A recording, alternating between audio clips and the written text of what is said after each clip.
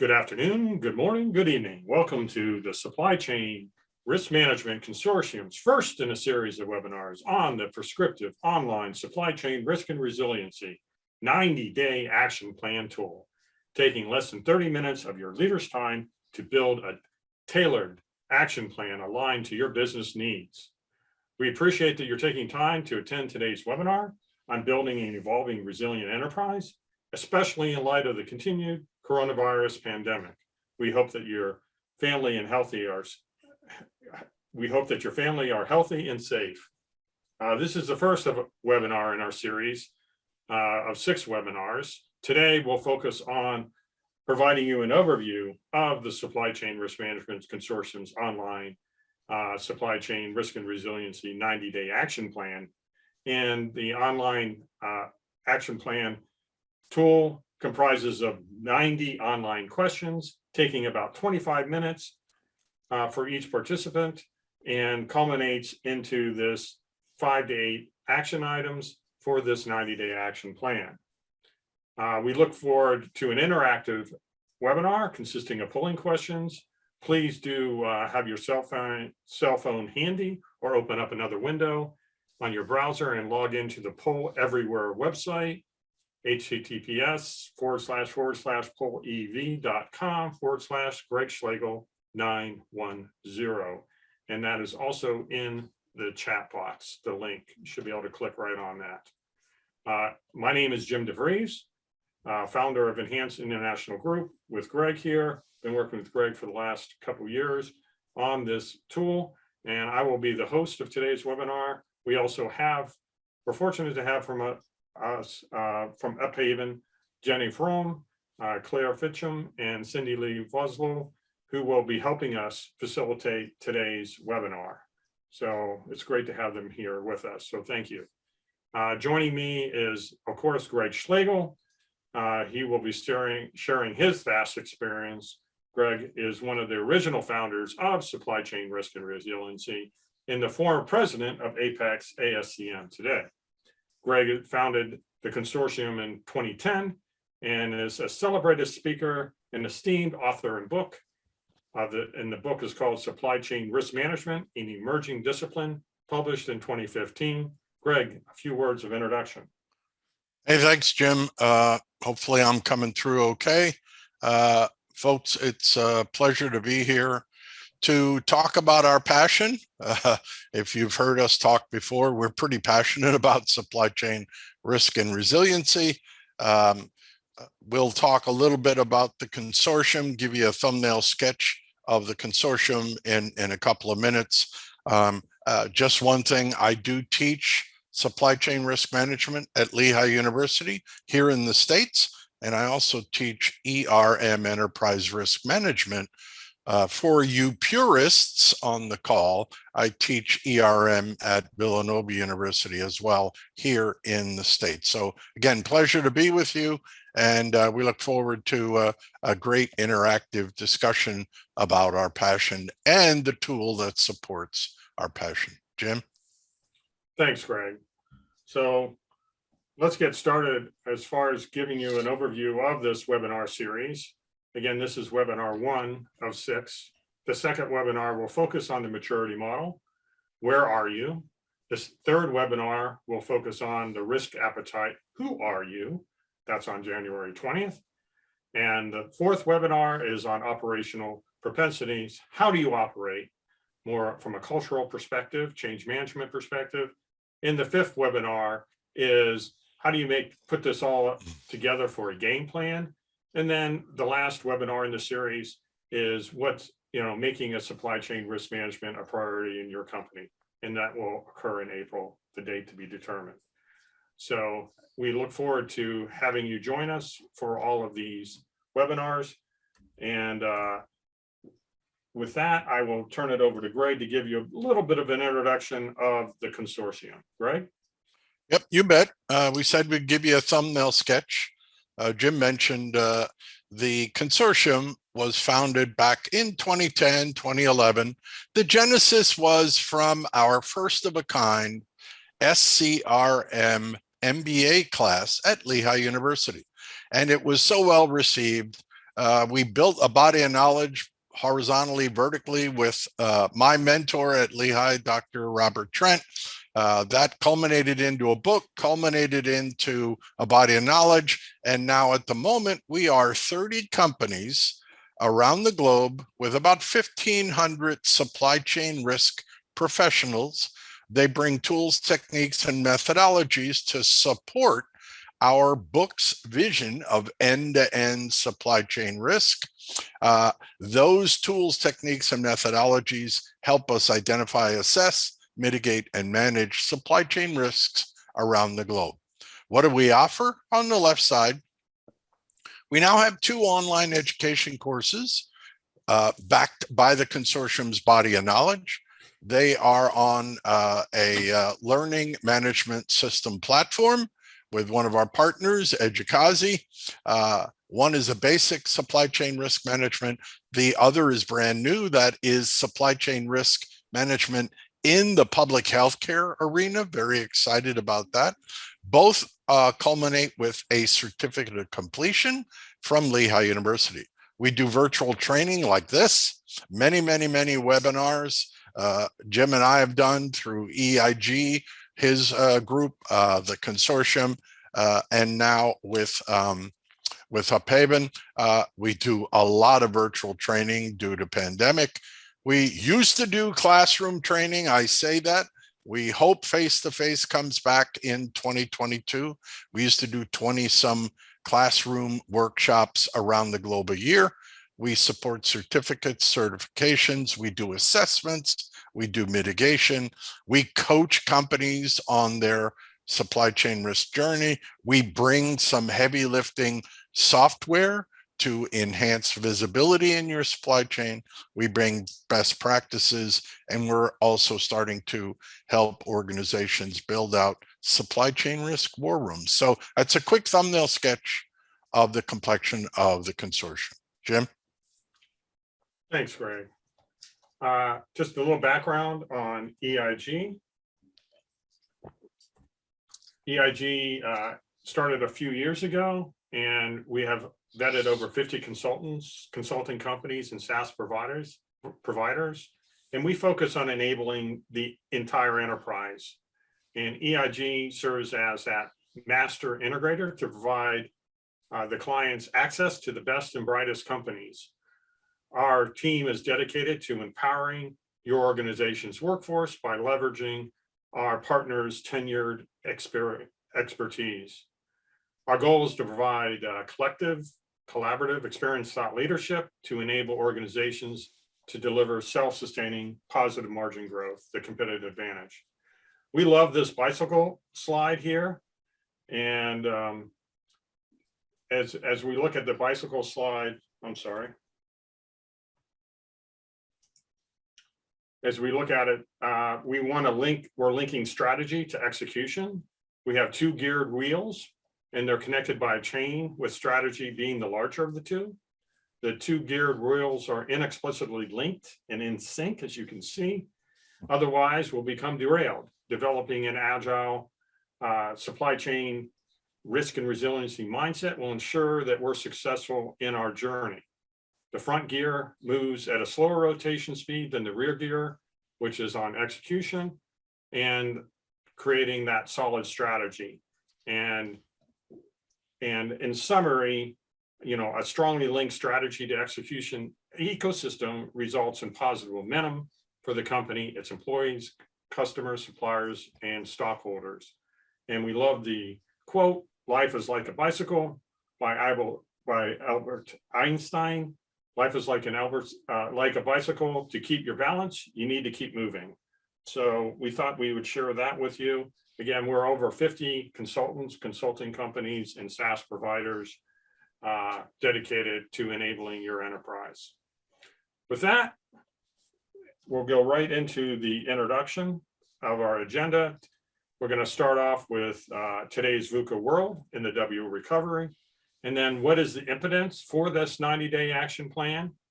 The value prop, profiling your customers' SNR personas. And we'll talk about what personas are throughout the webinar. and then tapping your risk experiences to develop your tailored company persona, and then finally wrapping it up with the benefits of indoctrinating a supply chain risk management program. With that, Greg? Okay, you bet.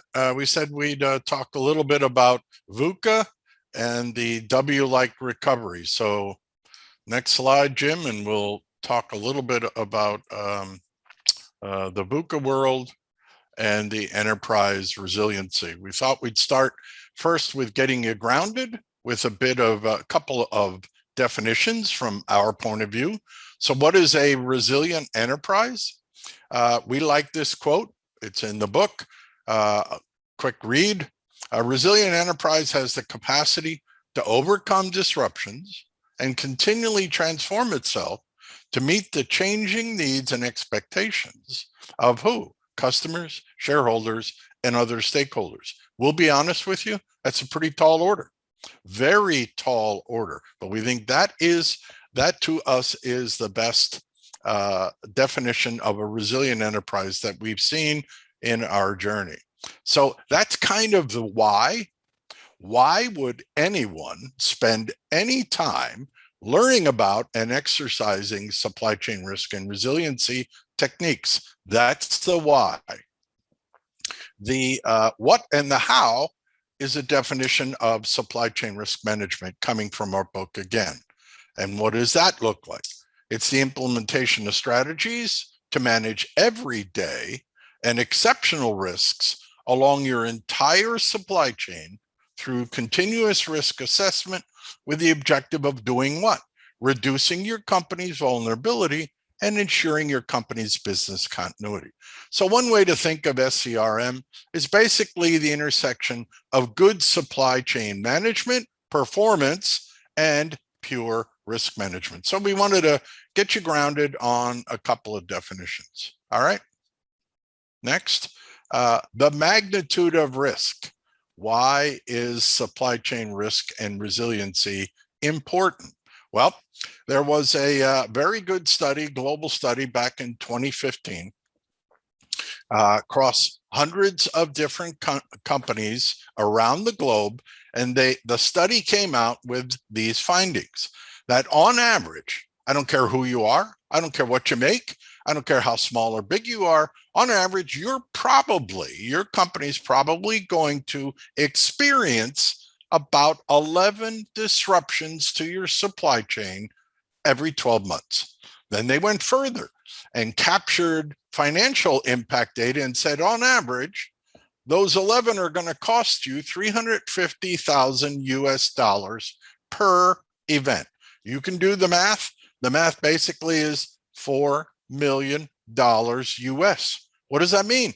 That means over time, in a 12-month period, you and your company are going to probably have to find that money to mitigate risks to your supply chain.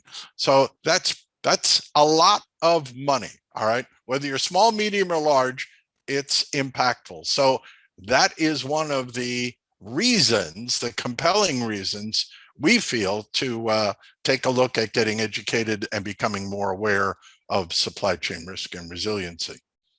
Next. So what is the VUCA landscape? This is a build slide, so bear with us. First and foremost, V stands for what? Volatility. This describes something that is liable to vary or change, sometimes very quickly and often for the worse. In the existing arena, what does that mean? That is government lockdowns and restrictions around the globe. That's our volatility at the moment. What does U stand for? Uncertainty. Definition: this is a state of not knowing or being able to rely on something solid. What is that? That is demand shocks, folks, and supply shocks coming from the government mandate lockdowns. Next, what does C stand for? Complexity. This can be defined as something with many parts in an intricate arrangement. What does that mean? That, folks, is our supply chain. That is our global supply chains with all our nodes, all our facilities, all our warehouses around the globe. We have complex global supply chains. And last, what does the A stand for? Ambiguity. Something is ambiguous if it is open to more than one interpretation. So I would say, take all the above, volatility, uncertainty, complexity, added together, and that is our ambiguous VUCA landscape at the moment due to the pandemic. So we wanted to get you grounded on the VUCA landscape. All right. Also, we wanted to share this with you. This is a pretty compelling McKinsey report. It essentially, I think it was November of last year, 2020. And we wanted to share some insight and findings with you, especially on the right-hand side of the chart. And they dug very deep.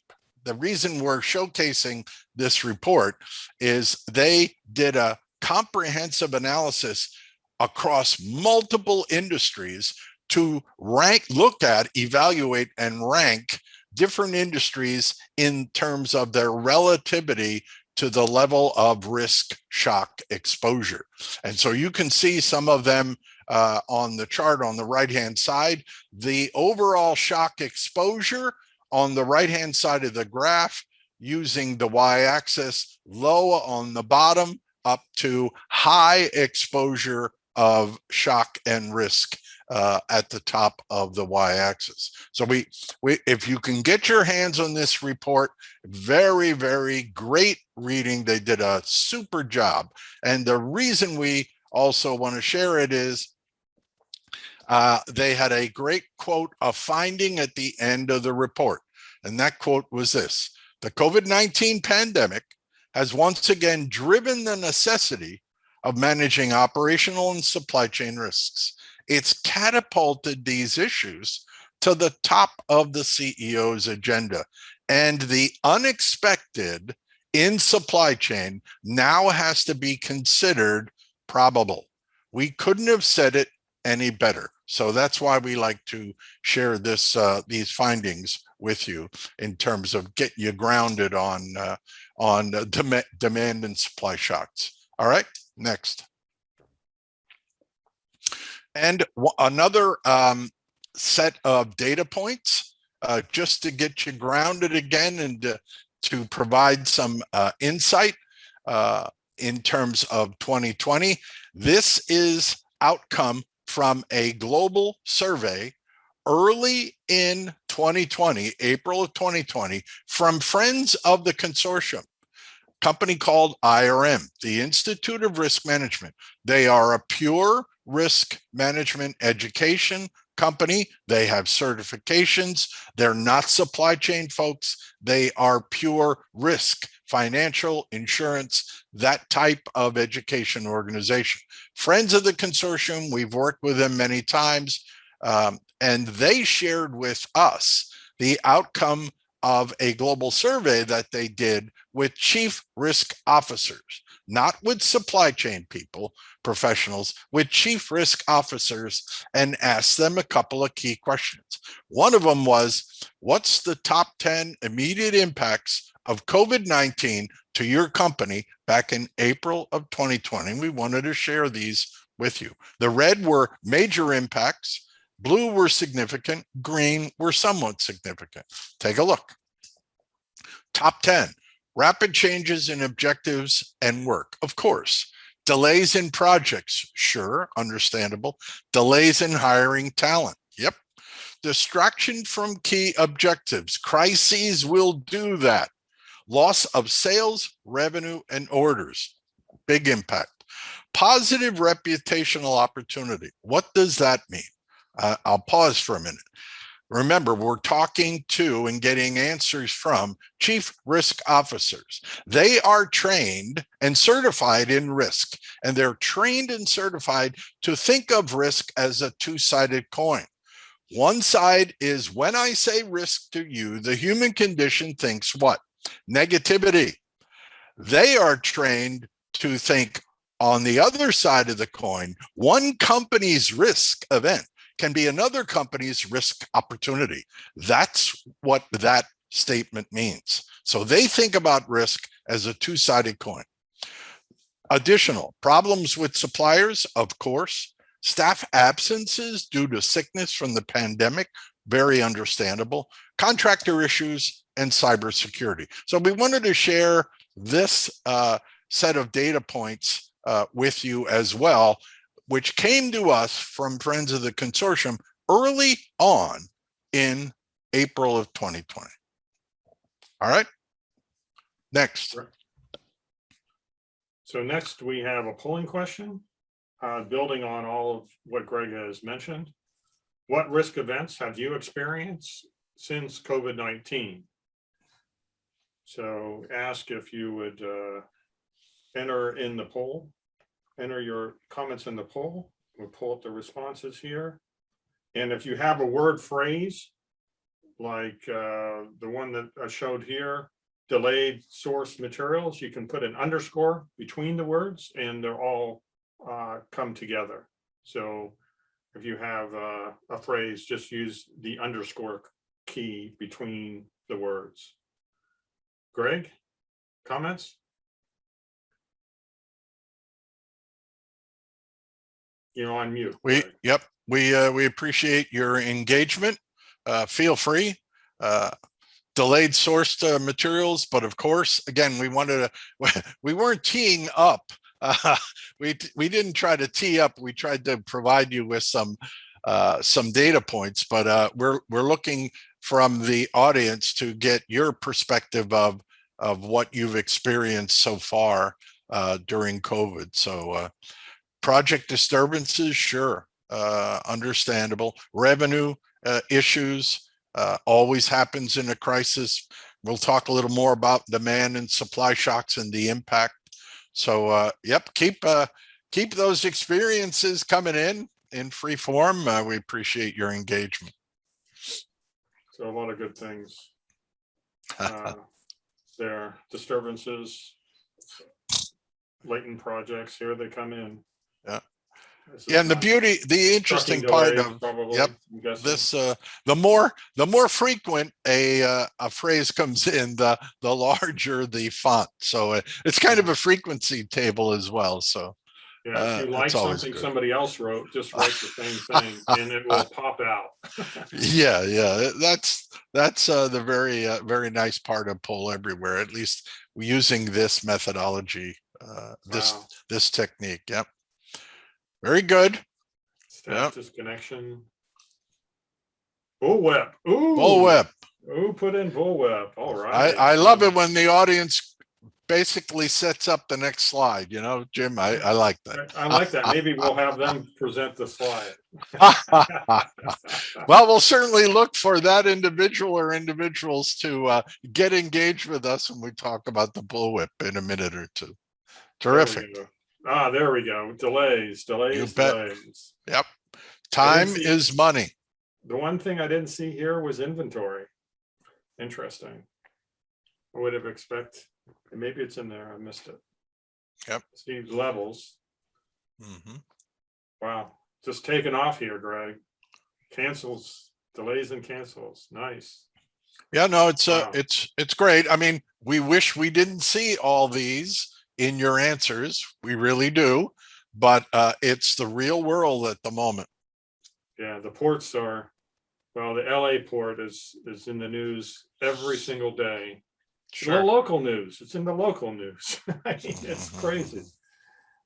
Supply chain is now a phrase that you will talk over in Christmas. Now you can talk about your job where you never could talk about your job before. Yep. Because everybody knows everything about supply chain risk now, right, Greg? Hope is eternal. Yes. Yeah. When we started this journey 2 years ago, risk management was like, what? Now it's on the local news. So it has changed. Well, thanks everyone for those fantastic results there. The uncertainty, we'll be talking about that. So this is perfect. This is what we wanted. And we'll just go ahead and move on. about the Thanks. bullwhip effect, because Mhm. somebody mentioned that, we decided to bring up the slide for them. The bullwhip effect, of course, is defined as the uncertainty caused from distorted information flowing up and down the supply chain. So on the left here, we have its effect from the demand perspective. The left side of the wavy line is the customer. And a small change in that amplitude of that demand can manifest itself into a large disruption back through the supply chain. So that's the demand side. Now on the supply side, in the upper right-hand corner here, we see we have its effect.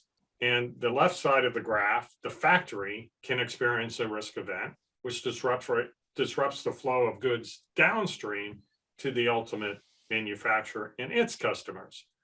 So we seem to be having both of these shocks. Very often in risk events, you may have either the demand or the supply, but now we have both. And so when you put them together, you know, across the different industry sectors, you know, we're going to have this W-like recovery. Of course, the intermittent COVID surges where you have a blockage of one country versus another country and all these supply demand changes, it's just going to exacerbate itself. And that's what we're living through now. And, you know, we expect, well, the Fed in the US expects this to somewhat subside by the middle of next year to the end of next year. But we're going to be living with it for a while. But every 6 months, they say another 6 or 8 months, it will subside. And we've been saying that for the last, you know, since the beginning of the pandemic. So who knows when this will end? But we know one thing, whatever the company is that is able to manage the surges, those variations in supply and demand, they will gain their unfair market share. And they are. Companies are making a lot of money out of the pandemic. And the question, is it you or is it going to be somebody else? So Greg will now share the impacts that we predicted back in the spring of 2020 and where the recovery stage is with the 3 Rs. Greg? You bet. This is our COVID-19 recovery continuum. Essentially, this picture to us is more of a continuum. We put this together using a lot of the data points that we shared with you early on in the pandemic. I think we produced this, Jim and I, as a consortium group, put this out somewhere around the end of May, beginning of June. So we made a call, especially with our clients. We wanted to give them a forward-looking set of, I'll say, heads up. And so on the top of the slide, from left to right, are the government mandates in blue. You can see them. On the y-axis on the left, we have essentially our over demand and under supply. So let's take a look at that. On the y-axis, first and foremost at the top, we put in a section called over demand and under supply. In the middle of the y-axis, we put in a section in green called supply and demand in reasonable balance. And then on the bottom of the y-axis, we had a section called under demand and oversupply of product. And then on the x-axis on the bottom, we developed our essential 3 Rs as a business response going left to right on this continuum: respond, recover, renew. Let's give you a quick thumbnail sketch of each section. All right. From the first R, which is respond. All right. Think of it this way: the lockdown and government requirements at the outset, especially for PPE, you know, personal product equipment or PPE, that posed several hardships on many suppliers of healthcare materials, causing what? An over demand situation and under supply. So the suppliers in the healthcare arena, especially PPE, all right, had to quickly rescale their supply chains. Now, the secondary effect of the lockdown around the globe, all right, for sectors other than healthcare was an immediate under demand and oversupply of product. All right. This led to an approach of evaluating product portfolios, reducing the marginal products, and perhaps furloughing personnel to do what? Maintain cash, because nobody could go to work. Second R, recovery. Again, the government reopening around the globe. And the second surge, third surge, fourth surge, and more are now manifesting itself into another over demand and under supply for what? PPE products around the globe, even for those companies who reinvented their portfolios to produce new products for new healthcare channels. And in sectors other than the healthcare, the phased reopening is now causing what? Over demand and under supply for those companies who have been closed for months and struggling to maintain their product volume, such as handy wipes, toilet paper, and on and on. Jim mentioned, you see the backlog of the carriers with the containers at all the US ports and elsewhere. You see that on TV every day. So now we're into a over demand and under supply. And the third are the renew. All sectors, no matter who you are, will have to look hard going forward at their product portfolios. They'll have to continue to reinvent those product portfolios.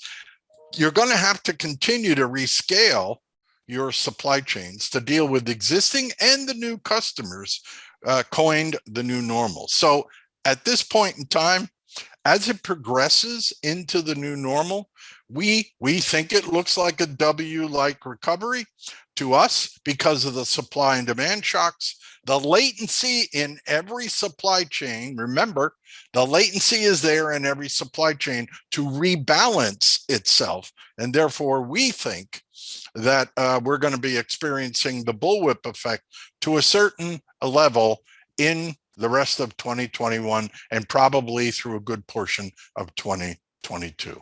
So that's a quick thumbnail sketch of our W-like recovery with the 3 R's. Great. Thanks, Greg. I think we have a polling question now. Greg, where do you feel your organization resides within these three phases? Are you in the respond, recovery, or renew, or a combination of those? So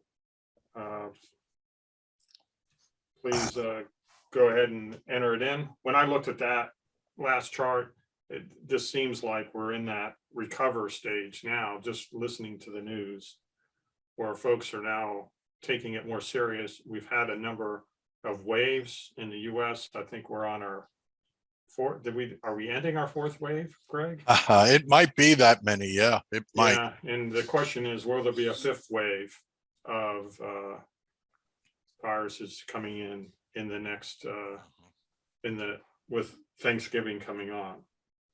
So, and every country around the world, as we just said, is different. Every country seems to be at a different point in vaccination rates, different situation in cases, in critical cases and non-critical cases. It just seems we're not all at the same place, as you would well imagine, around the world. And therefore, when you lock down or slow down your country, then it affects other countries. So we're going to continue to have this exasperation between these events continuing on. Yep. And what we've done, because we do this a lot for the audience. We provide the definition of the phases, the 3 R's, and we started to add in the combination of the three, because what we've seen through our clients and observations and additional webinars is that if you're a fairly large organization with multiple types of product lines in different types of industry sectors, you could be in different phases through each one of those, with each one of those product lines, if they are in disparate types of industries. All right. And so it's, again, the combination depicts that the pandemic impact is so uneven and so impactful and staggeringly uneven across multiple sectors. That's why we started to put in an answer in terms of combination. So I understand where folks are coming from with that answer. Thanks. All right, I think we'll move on. Yep. Thanks for the participation. And I will move to the next section. The second section focused on what drove Greg and us to, what's the impotence for developing this prescriptive 90-day supply chain risk and resiliency assessment and action plan, aligning to where you are today and what you need to do next. We're not in the hallways anymore, so to speak, and we want to just share with you some of our thoughts of what was the impotence of this tool. Of course, the COVID pandemic was a big piece of it, and not ability to go out and walk in the hallways. The McKinsey Report in 2020 on why investing in supply chain risk or supply chain resiliency pays off. Further reinforced by the focus on governments to industry leaders to news networks, as we just discussed. So a lot of reinforcement there. Again, the inability to walk the hallways, as we discussed before. The action plan provides your company insights, the operating environment supports you in building capabilities to ensure that you can not only survive, but thrive during these times. And then finally, as we just discussed, there'd be a continued staggering of uneven negative impact of the pandemic, due to these artificial demand and supply shocks. Now, the thing is, people are panicking, they're overbuying, you get shortages and you make too many goods. We're having all those things. The latest example being Clorox saying they gear it up to make Clorox, now nobody's buying it. So those types of stories are going to be becoming more and more frequent, but we do recommend you don't wait it out, because you're act now or you're going to be acted upon in the upcoming months.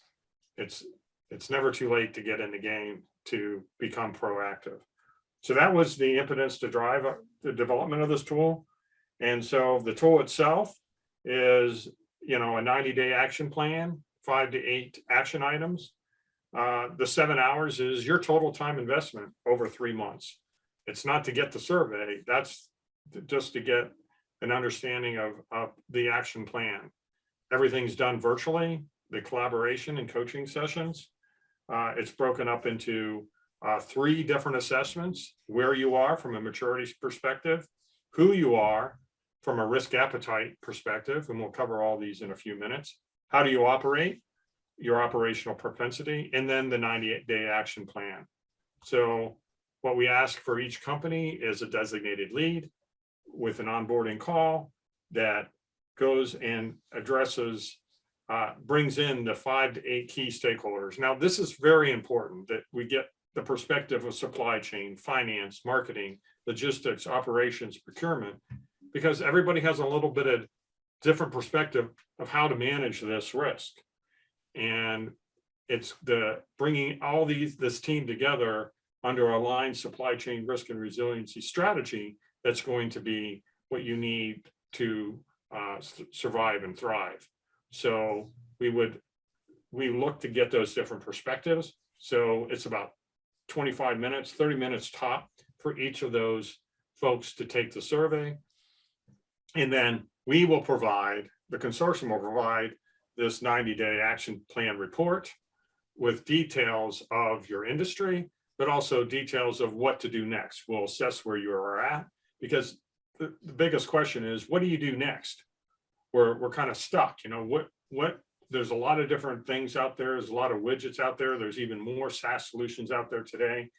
You know, where do you start? What do you do next? So we'll help you on that journey with best practices of what works.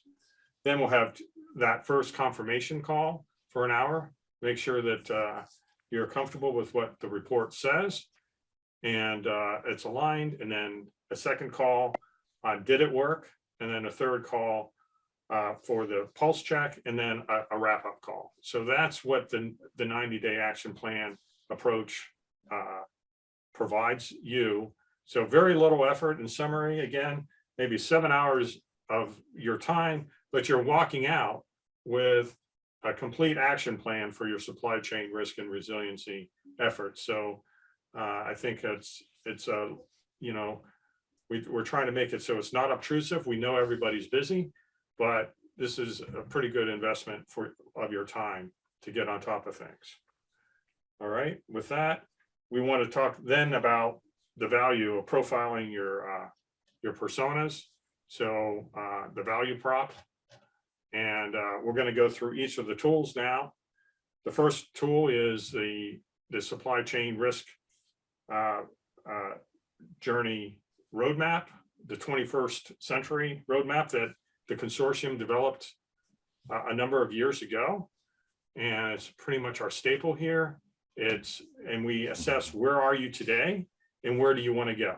On the y-axis, you see supply chain risk and resiliency maturity, and on the x-axis, we have competitive advantage from high risk on the left to low risk on the right as you become more and more mature. And you have the 5 stages: foundational, visibility, predictability, resiliency, and sustainability. So let's just go through these quickly. We'll go into detail in those upcoming webinars. Again, the first stage is foundational. It involves companies that have little or no awareness of risk management or formal education relative to the tools, techniques, and methodologies, best practices, and solutions that are available today. And why foundational? This stage supports the development of your supply chain and supply chain risk and resiliency knowledge and practices, best practices in supply chain, things like CSCP, SCORE, DDMRP, all those things that we use on a daily basis from a supply chain perspective and knowledge. We also have a supply chain readiness tool that provides some valuable insight of where you could be on this stage. The second stage, visibility. Visibility and awareness of the risk across the supply chain is, of course, a very important first step in the risk management journey. It also relates to knowing, preferably in real time, the location of materials, assets, and your inventory. The goal is to create an environment in which transparency is generated across your supply chain, meaning upstream to your suppliers and downstream to your customers. So we're really talking end-to-end supply chain here. The ability to become aware and respond more quickly than competitors to unexpected risk events is a critical success factor in this stage. And why is visibility the second pivotal building block? And we, as Greg loves to say, what you don't know about your supply chain can and will hurt you. So you got to see in order to believe. So the third stage is predictability. As companies progress in their journey, they leverage their visibility capabilities. So now we can see it, but we want to test what if scenario plannings. And these exercises utilize the network optimization, probabilistic modeling, mapping tools, and provide a view into your supply chains that might react to those risk events that are occurring, including demand and supply disruptions. And this insight helps companies create risk response plans. So here you're starting to build risk registers. Exemplar companies that led to the development of supply chain and online risk war rooms is what's being developed now. And these virtual war rooms now are supported by sophisticated tools and techniques, allowing customers to become more proactive by identifying those risks in real time, assessing them using digital twins, of the supply chains, mitigating those risks, and getting those risk mediation plans out there quickly. And of course, why is predictability important? Of course, is to how to understand supply chains will react to that risk stimuli before it occurs. So now you're starting to be proactive instead of 100% reactive. Okay. And then the fourth stage is resiliency. At this stage, risk management leaders are embedding new risk tools, techniques, methodologies, and key risk indicators such as time to recovery. Time is money, as we know. Value at risk. How much value in your supply chain are you losing because that part is not where it needs to be? And the resiliency indexes, and into the daily support, a daily supply chain decision-making process. How are you making decisions? Are you making resilient decisions every day? These frameworks, protocols, metrics, and organizational structures provide, of course, a foundation of operational excellence in risk management and a resilient enterprise. I think when you hear resiliency, you're kind of going, can't we just do that now? But without the foundation of visibility and predictability, trying to do resiliency may not work out well. You need to build that infrastructure.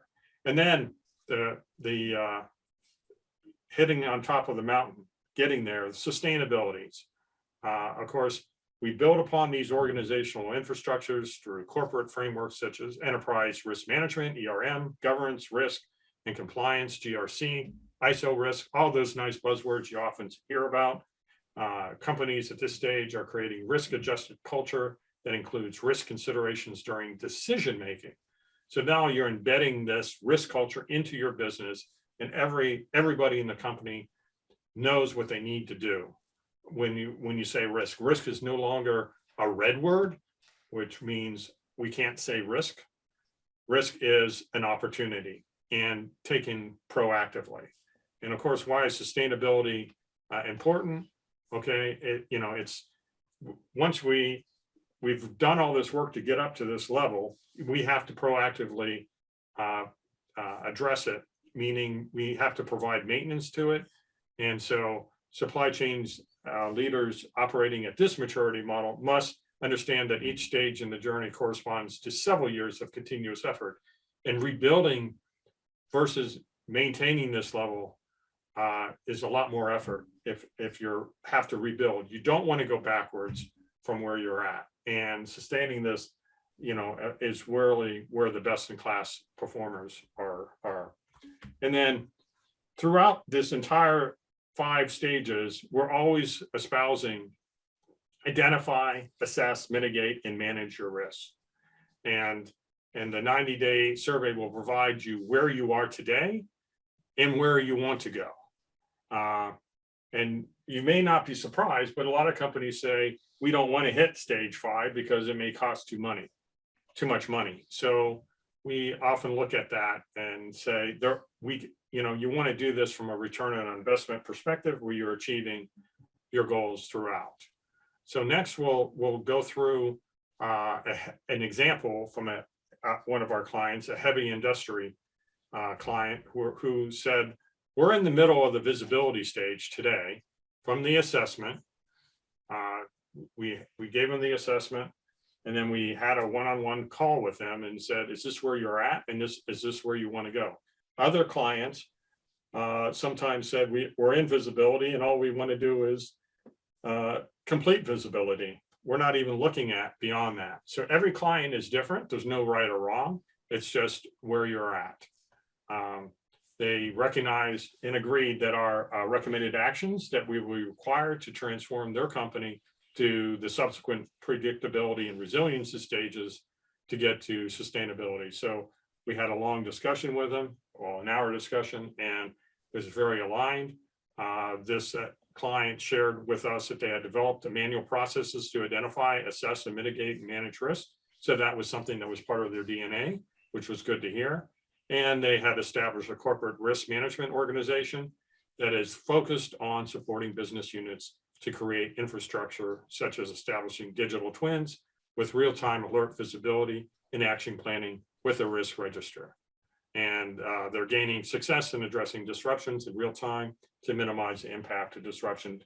And they certainly get time as money.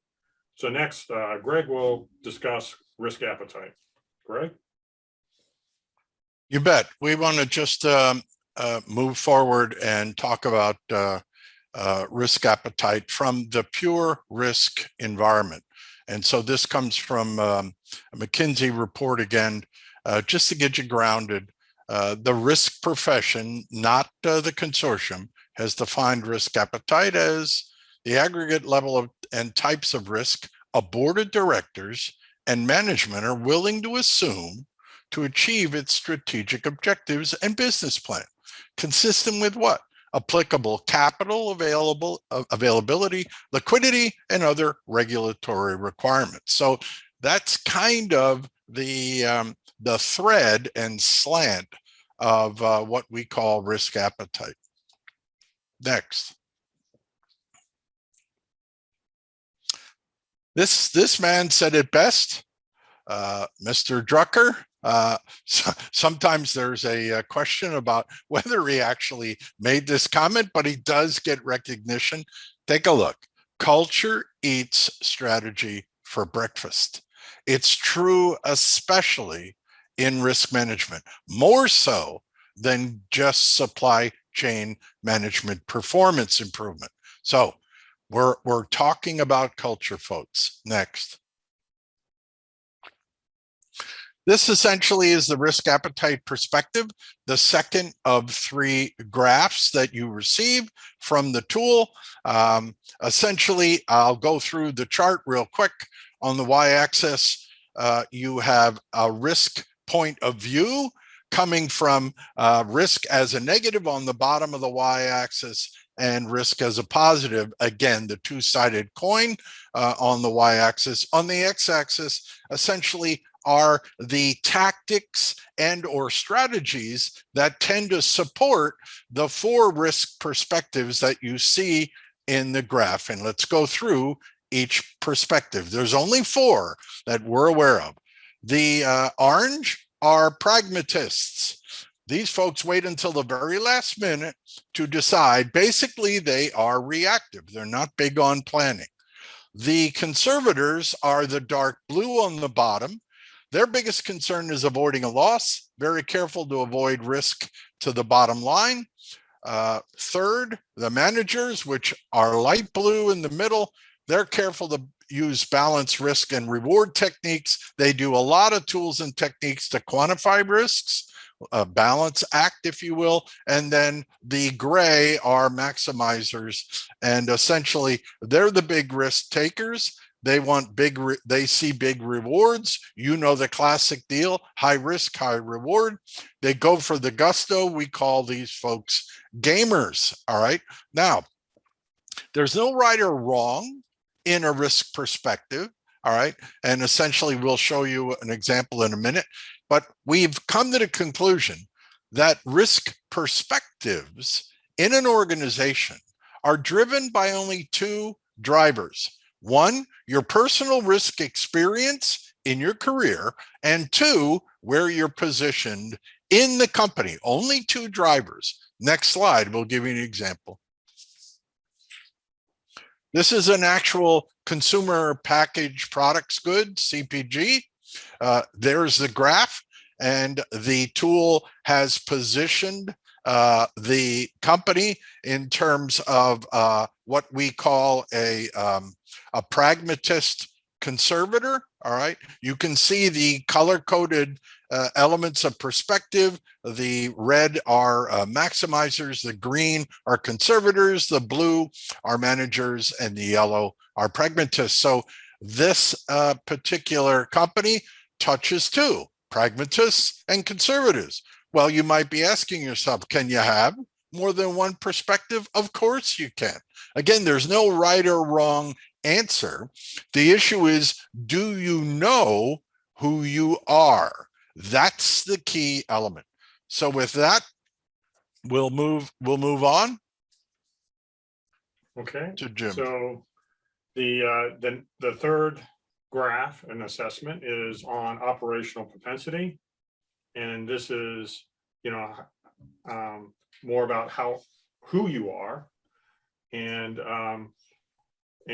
how you operate. So Greg talked about who you are. Now we're talking about how do you operate. So the x-axis here is or the y-axis is on speed from slow to fast, and stability and control from efficient to collaborative. And we look at that as the internal perspective. The external perspective is from an agile perspective and external focus and differentiation. So external focus is from narrow to broad, and agility is from weak to strong. So the quadrants are laid out.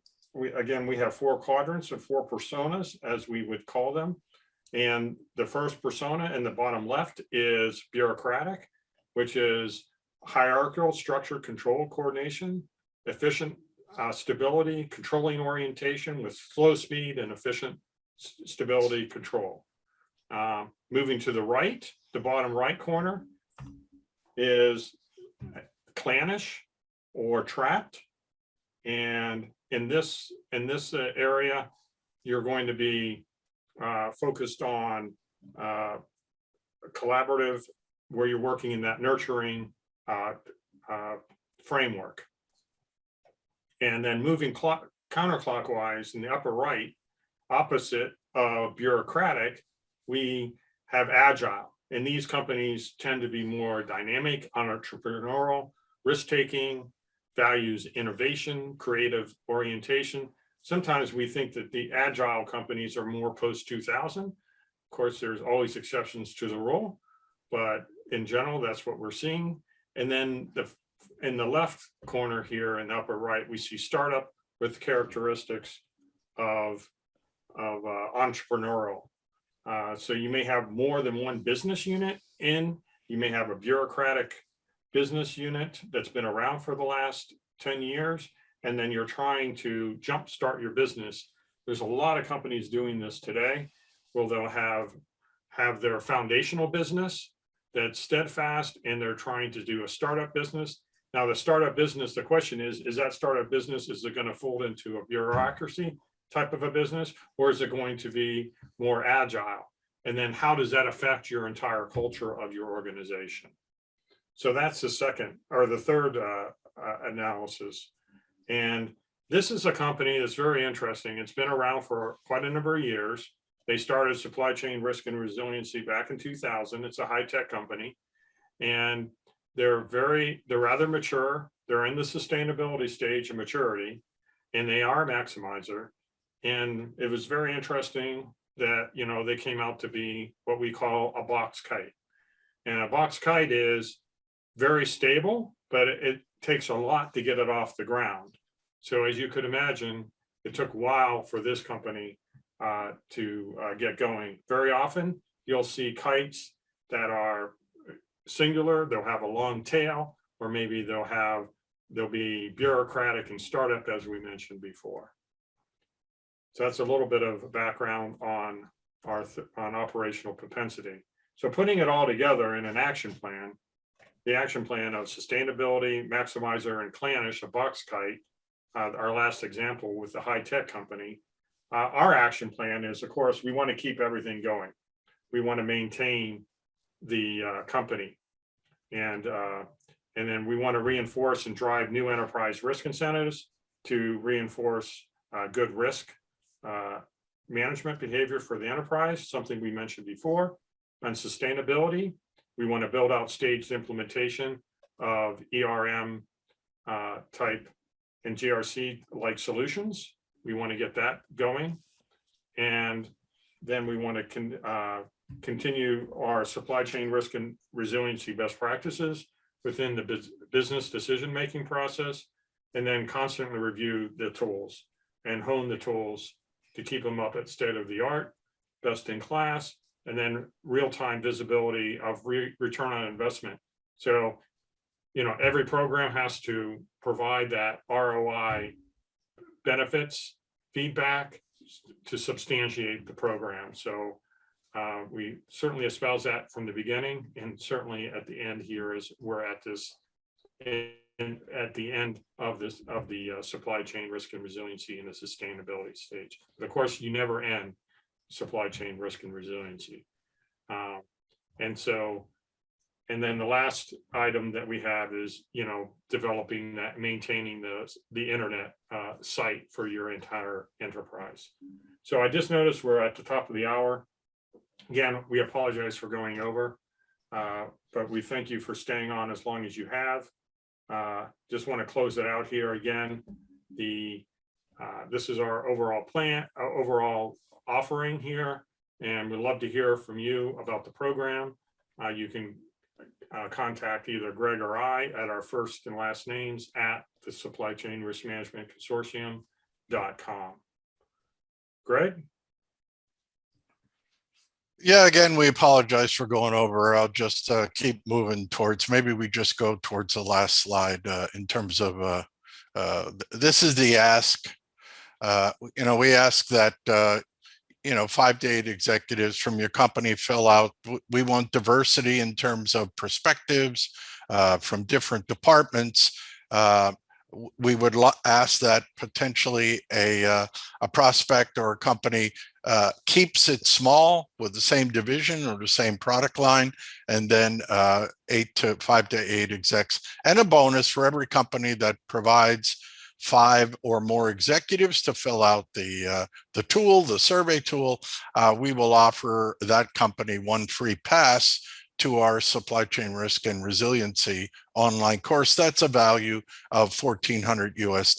So next, I think, is the benefits. Yep, we'll go to the last slide of, what's the compelling reason to develop an SCRM program. This is from our observation, from research, from studies.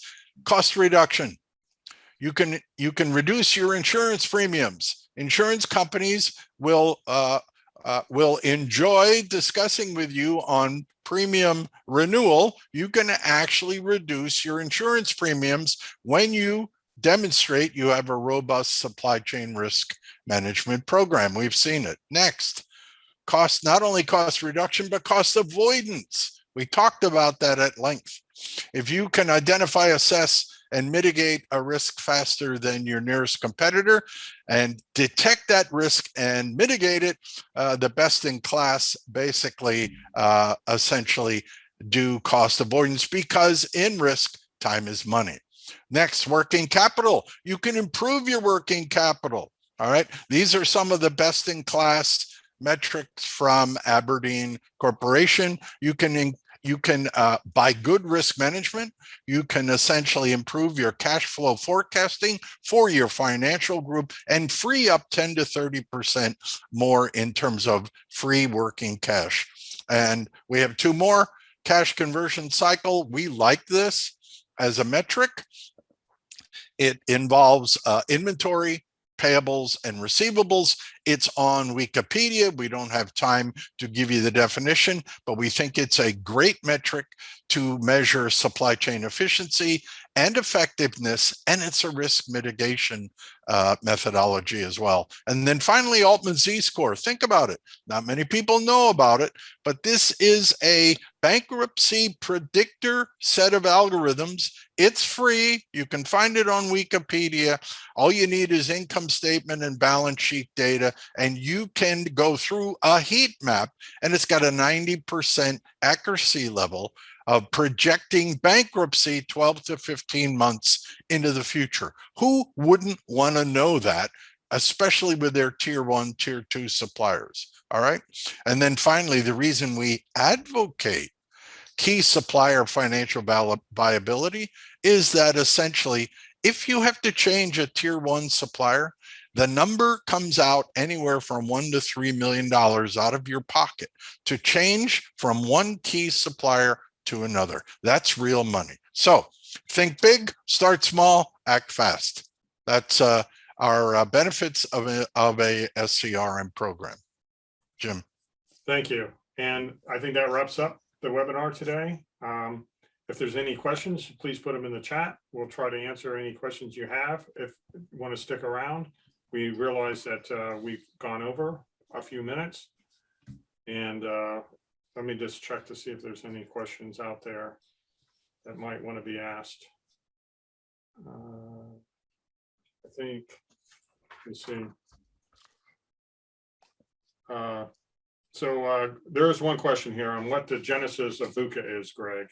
What's the genesis of VUCA? Where did that come from? Essentially, that came out of the U.S. Army way back when, early on, right before World War II, I believe it was. The Army basically started to talk about risk in going to war, and so I think the genesis was out of the U.S. Army many years ago. Okay, great. And then you profiled the maturity model and their stages. Can you tell us how long each stage might take? Yeah, it's a good question. It's a logical question. Our observation is every stage, and this is a journey, every stage is normally about 18 to 24 months, folks. So it's a journey, not a point solution. Great. Thanks, Greg. And thanks for your questions. If we didn't answer your questions, I think there are a few more. We will follow up with those participants. Thank you so much. We're 7 minutes over. We look forward to our next webinar on December 7th on the maturity model. And many thanks. Greg, any closing comments?